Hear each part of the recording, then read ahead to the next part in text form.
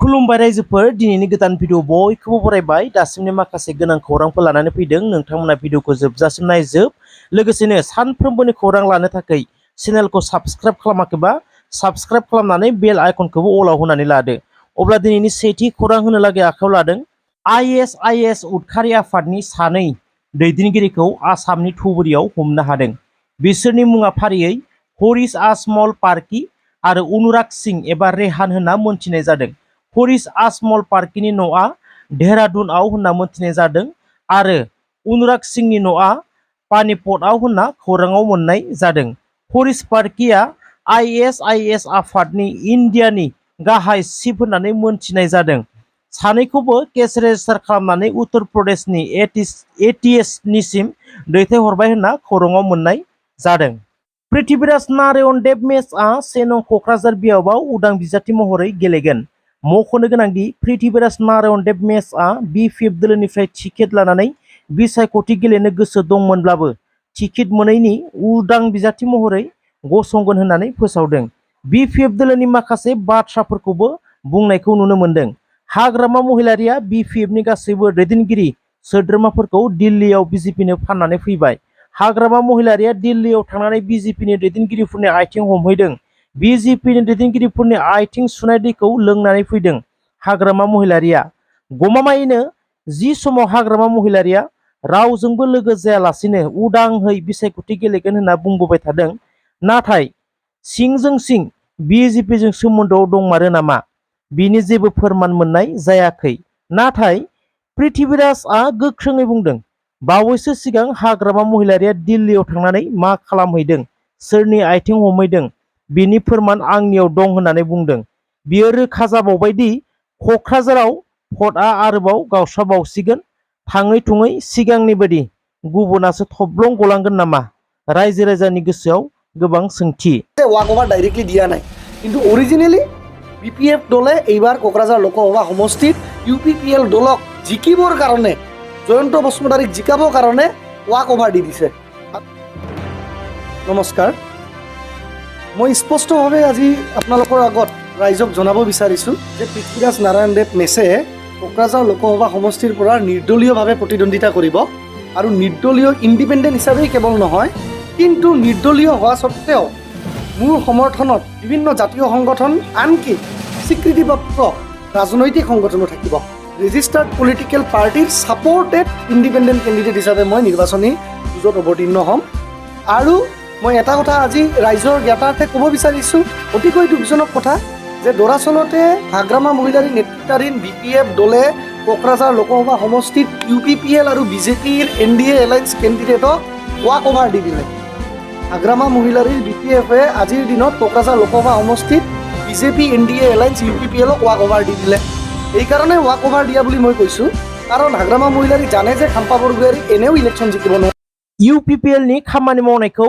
बुंजोबनो नांगौब्ला 4 घन्टा सम नांगोन बुंदों BTRनि CEM प्रमद बर'आ मख'नो गोनांदि बिसायख'थियाव देरहानांगौनि मिजिंखौ लानानै मोनफ्रोमबो दोलोआनो गाव गावनि खामानि मावनायखौ लानानै दान्थे बिदान्थे गासैबो दोलोआ बुङो जों बेखौ मावबाय बैखौ मावबाय थिग दं गासैबो दोलोआनो मावदों सोरनि दोलोआ मावदों सोरनि दोलोआ मावाखै बिनि फिननायखौ रायजो राजायाल'सो होनो हायो रायजो राजाफोरा कमेन्ट खालामदो सोरनियाव खामानि जादों आरो सोरनियाव खामानि जायाखै प्लिज कमेन्ट XNDBनि केसनि सायाव BTRनि डिप्युटि चिफ गबिन्द चन्द्र बसुमतारीया माखासे बाथ्राफोर बुंदों मख'नो गोनांदि बर' हारिनि थाखाय नांबोनाय जुजिबोनाय बर' जोहोलावजोफोरनि मादाव 1800 XNDBफोरहा केस दङ नाथाय BTR सान्थि सुक्ति जानायनि उनाव साबेसेनि केसफोरा उइथड्र जाखो रायजो राजाफोरा मोनथिगौना जाय जोहोलावजोफोरा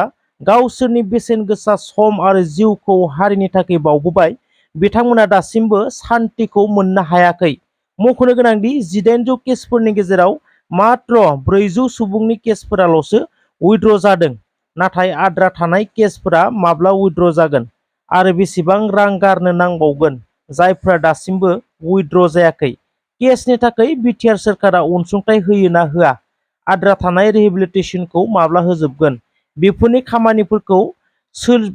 खामानिफोरा सोलिगासिनो दं होननानै बुंदों deputy chief Govind Chandra बसुमतारिया।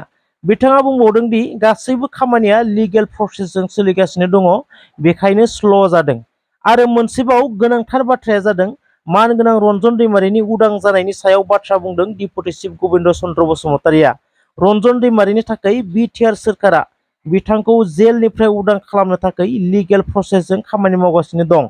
BTR accord जानायनि सिगांनो रन्जन दैमारिया कनभिक्टेड जाखानाय, बिथांखौ बख'नो होनब्लानो बख'नो हाया। नाथाय बिथांखौ बख'नो थाखाय बिथांनि केसआव जेसेबां रां थांदों BTR सोरखारनिफ्रायनो थांदों। नाथाय रन्जन दैमारिनि नखरनि मानसिफोरा बे बाथ्राफोरखौ गनाया होननानै बुंदों गोविंद चन्द्र बसुमतारिया। पलिटिकेल मटिभेटेड खोथा लानानै BTR सरकारा बिथांमोनखौ दिहुननो थाखाय खामानि मावगासिनो दं होननानै बुंदों डिपुटि चिफ गोविंद चन्द्र बसुमतारिया।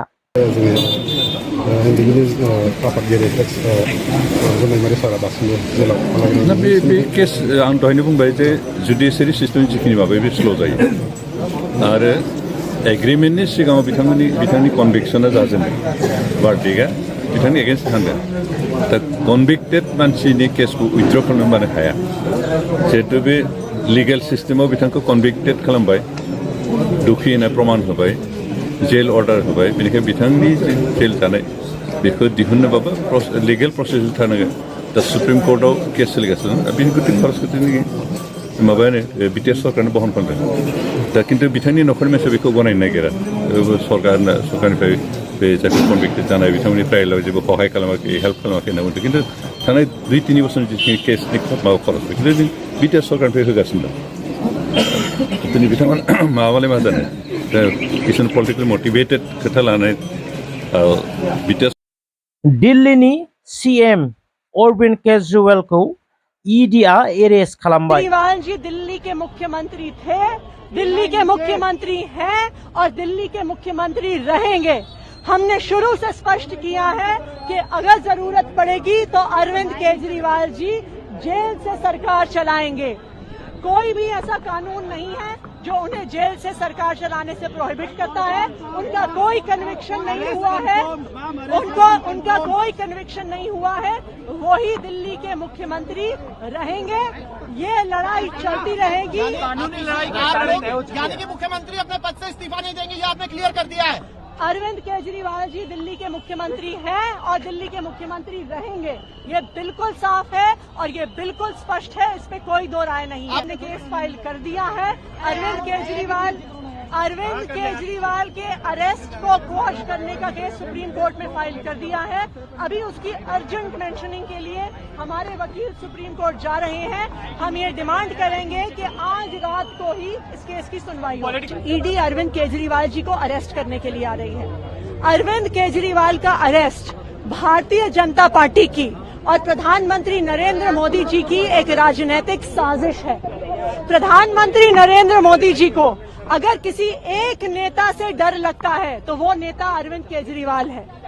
2 साल में जब से इस केस का इन्वेस्टिगेशन चल रहा है, 2 साल में 1 रुपए की भी रिकवरी ना ईडी ना CBI कर पाई है। 500 से ज्यादा अफसर इस केस में लगे हुए थे, 1000 से ज्यादा रेड्स हुए। आम आदमी party thank you so much रायजोफोर जायफोरा भिडियोखौ जोबजासिम नायजोब्बाय। भिडियोखौ मोजां मोनोब्ला मोनसे लाइक खालामदो आरो लोगोसेनो चेनेलखौ साबस्क्राइब खालामाखैबा साबस्क्राइब खालामनानै बेल आइकनखौबो अलाव होनानै लादो। Thank you so much.